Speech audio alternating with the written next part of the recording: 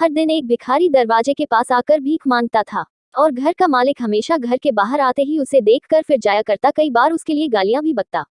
वो कहता, तू जिंदा ही क्यों है? पूरी जिंदगी ऐसे ही भीख मांगेगा क्या? धरती का बोझ क्यों बना बैठा है? और कभी कभी उस भिखारी को गुस्से में वह धक्का भी मार दिया करता। इतना कुछ हो जाने के बावजूद भिखारी के मुंह से सिर्फ यही निकलता कि भगवान भगवान तुम्हारे पापों को माफ करे। एक बार सेठ को धंधे में बड़ा नुकसान होने की खबर मिली। सेठ बहुत परेशान था कि तभी उसके दरवाजे पर वही भिखारी आया।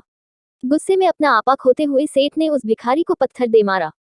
पत्थर लगने के कारण भिखारी का सर फूट गया और उसके सर से खून बहने लगा।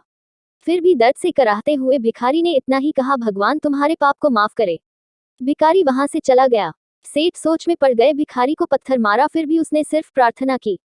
सेठ का गुस्सा शांत हुआ, सेठ का मन शांत हुआ भिखारी का रहस्य जानने के लिए। सेठ ने भिखारी का पीछा करना शुरू कर दिया। भिखारी जहां जहां जाता सेठ उसके पीछे जाता। सेठ ने देखा कि कोई उसको खाना देता, कोई उसको मारता, कोई अपमानित करता तो कोई गाली देता।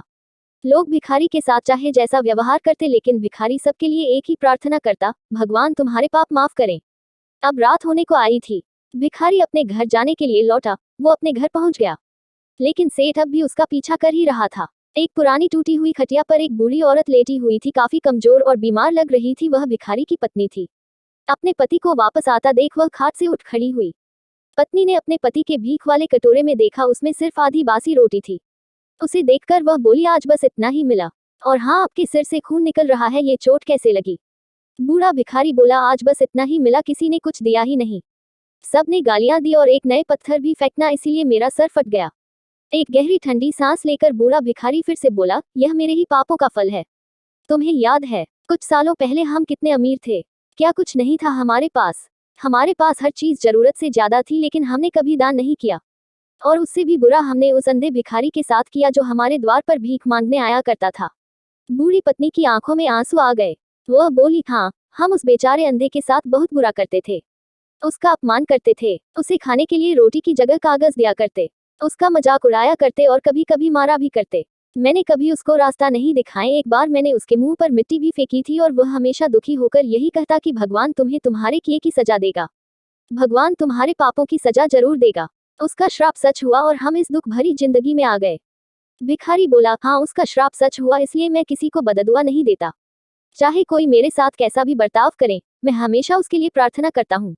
मैं नहीं चाहता कि कोई भी हमारे जैसे जिंदगी का अनुभव करे, किसी को भी हमारे जैसे दुखों का सामना करना पड़े।